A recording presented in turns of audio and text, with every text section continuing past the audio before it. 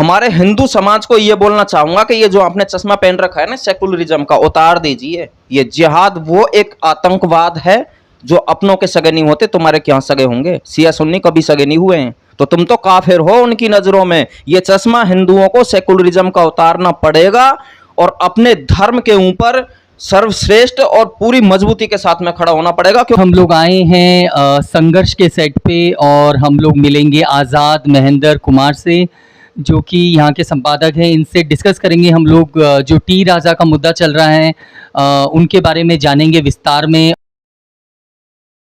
मैं सबसे पहले मैं आपको बता दूं, टी राजा सिंह जी का मैं खुलकर समर्थन करता हूं जो बात उन्होंने बोली है, और समर्थन करना भी चाहिए। देश के तमाम उन हिंदुओं को समर्थन करना चाहिए टी राजा सिंह जी का, क्योंकि उन्होंने बोला है जो सत्य है वो उन्होंने उजागर की है। पहले नपुर शर्मा ने ये बयान दिया था, लेकिन मैं ना अपने सिस्टम पर है ना थोड़ा सा इधर उधर हो जाता हूँ। हमारा सिस्टम इतना गंदा है, नेता शासन प्रशासन हमारा सिस्टम है ना इतना बदल चुका है कि अगर हम लोग सत्य को उजागर करने की कोशिश करेंगे तो उल्टा हमें ही दबाया जाएगा। हिंदुस्तान में 1947 में इस देश का बंटवारा धर्म के आधार पर हुआ था, लेकिन फिर भी हमारी बहनों के साथ में हिंदू समाज की जितनी भी बच्चियां हैं उन सभी के साथ में लव जिहाद किया जाता है। हमारी जो है ज़मीन है उसको कब्जाया जाता है ज़बरदस्ती, और वहाँ पर सिर्फ एक ही बात बताई जाती है कि अल्लाह के सिवा कोई भी नहीं है। लोगों को इस बात को समझना पड़ेगा। वो कहते हैं कि सिर्फ जो है वो अल्लाह हैं, बाकी कोई भगवान नहीं, कोई हनुमान जी नहीं, कोई जय श्री राम नहीं, कोई कुछ नहीं, कोई कृष्ण नहीं, कोई राधा नहीं, कोई गंगा नहीं, कोई जमुना नहीं। गंगा जमुना तहजीब की बात तो करते हैं, लेकिन हमारे मजहब का हमारे धर्म का बिल्कुल सम्मान नहीं करते हैं। अब मैं आता हूँ राजा सिंह जी की बात पर। उन्होंने कहा है कि एक बुजुर्ग व्यक्ति ने 65 साल के व्यक्ति ने और एक 9 साल की बच्ची के साथ में निकाह किया था। क्या ये बात उनके धर्म में सिखाई गई है? और क्या छोटी बच्ची के साथ में ये कुकर्म, मैं इसको कहूँगा कुकर्म ऐसा होता है? हमारी सनातन संस्कृति में इस तरह से कोई भी कुकर्म नहीं होता है।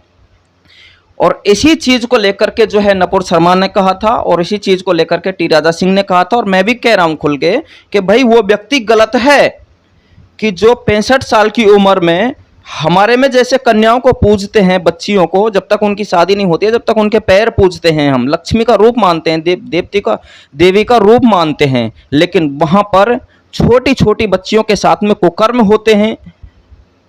हमें उस चीज़ से भी कोई मतलब नहीं है, लेकिन अगर हमारे धर्म के ऊपर, हमारे देवी देवताओं के ऊपर इतने सारे लोग आ जाते हैं, बॉलीवुड के इधर उधर से तिलचट्टे आ जाते हैं, भगवान श्री राम को अपशब्द लिखते हैं, सीता मैया को नग्न अवस्था में दिखाते हैं।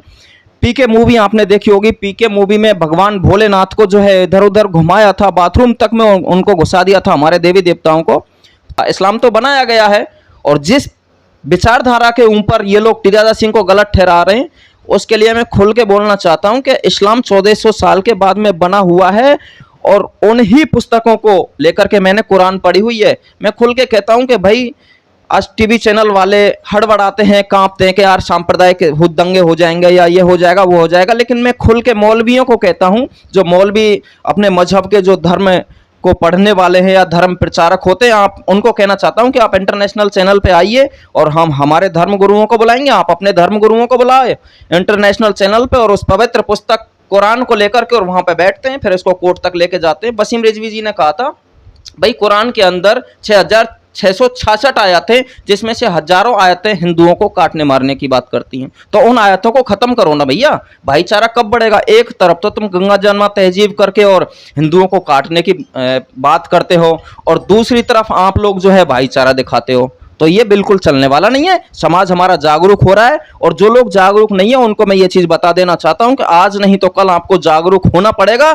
नहीं तो आज वो अंकिता थी, कल रिंकू था, चंदन था, बहुत सारे केसेस आपके सामने भी आने वाले हैं। बहन बेटी बच्चे महिलाएं आपके भी घर में हैं, उनको सुरक्षा आप लोग नहीं दे पाओगे।